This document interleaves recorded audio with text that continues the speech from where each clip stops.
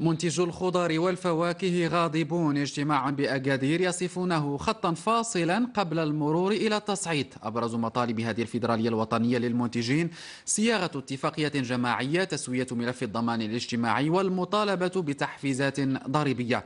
غير ذلك يعني خوض إضراب ينتهي بالتهديد بسنة بيضاء لا إنتاج فيها.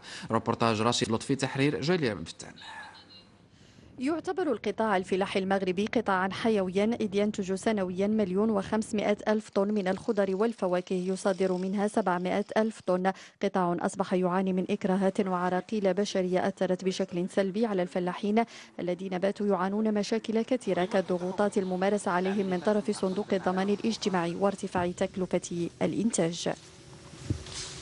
المشكل دابا اللي عايشين فيه في هذه الناحيه هو قطاع داكشي ديال لاسينيسيس ديال الخدامه، اللي دابا تفرض علينا واحد شي حاجه اللي ما قدرنا عليها من ناحيه الخدامه حنا بروسنا ما مسورين روسنا وما متهيئين، وتزاد تفرض علينا الخدام. دابا الفلاح اللي بغى يشغل الخدام راه حتى هو غادي يوقف. هذه من جهه اخرى مشكل نعم سيدي الاخر ديال هذا الشيء ديال الدويان والانكريات والمازوت. الفيدرالية البيمهنية لإنتاج وتصدير الفواكه والخضر دقت ناقوس الخطر لما يتعرض له الفلاح، فطالبت خلال جمع عام وزارة التشغيل السهر على تنفيذ وصياغة اتفاقية شغل جماعية خاصة بالقطاع الذي يوفر أكثر من 20 مليون يوم عمل سنويا و500 ألف منصب شغل قار. نطلبوا من وزارة التشغيل أنها داك الشيء اللي التزمت بنا به وداك الشيء اللي خدات على عاتقها أنها تحضر المرسوم اللي غادي يحدد الخصوصية ديال القطاع، خصها توصلوا لمن يعنيه الأمر من أجل الخروج باتفاقية جماعية ما بيننا وما بين العمال ديالنا اللي غادي هما يضمنوا الاستمرارية للعمل في هذا القطاع. وفي حال عدم استجابة الوزارة الوصية للتوصيات التي خرج بها الجمع العام، لوحت الفيدرالية البيمهنية لإنتاج وتصدير الفواكه والخضر بخوض إضرابات متواصلة قد تصل أشدها في شهر يونيو، وذلك بالتوقف عن الإنتاج لمدة سنة كاملة أسموها سنة بيضاء. من أكادير ينضم إلينا رئيس الفيدرالية البيمهنية لمنتجي ومصدري الخضر والفواكه سيد حسين أدردور.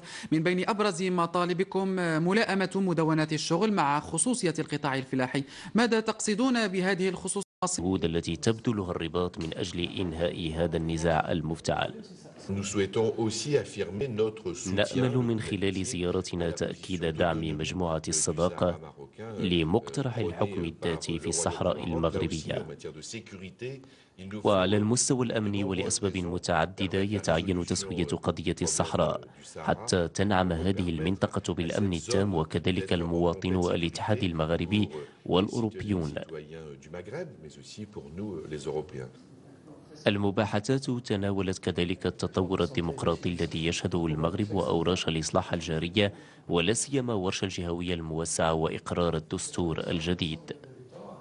التحولات العميقة التي عرفتها بلادنا في العصر الأخيرة، والتي تعتبر مثال في منطقة متقلبة مكهربة تعيش تحولات متسارعة مهيكلة، وبالتالي تجعل النموذج المغربي محط اهتمام أصدقائنا وشركائنا بالأخص في أوروبا، ويمكن كذلك أن يكون نموذج يحتذى به على الصعيد العربي وعلى الصعيد الإفريقي. النواب الأوروبيون بحثوا أيضا مع رئيس الغرفة الثانية سبل إحياء الاتحاد المغربي، مؤكدين أن هذا التكتل الإقليمي يشكل أفضل سلاح ضد الإرهاب ورافعة تنموية لدول شمال إفريقيا. مالي. الرئيس الفرنسي يزور غدا هذا البلد الإفريقي، وتأتي هذه الزيارة بعد نحو 3 أسابيع على بدء التدخل العسكري الفرنسي لدعم القوات المالية ضد العناصر الإسلامية المسلحة في شمالي البلاد. وما كانت العملية العسكرية من استعادة مدينتي غا وتومبوكتو في شمالي البلاد من أيدي المجموعات الإسلامية المسلحة.